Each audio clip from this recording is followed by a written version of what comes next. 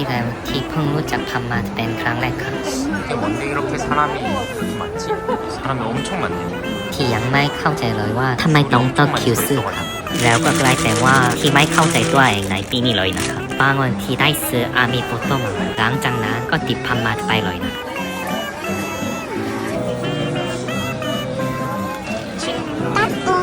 나라긴 하다. ไอ้ที่รีวิวเรื่องให้ 오케이. 됐어. โอเค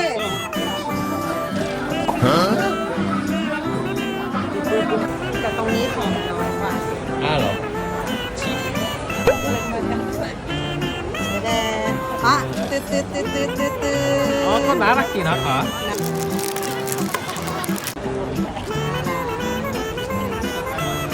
yes let's see let's see ตั้งๆ Are you not seeing the card first?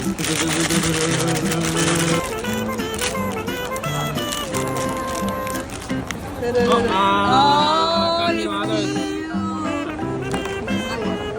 Today. very different donkey, mikey.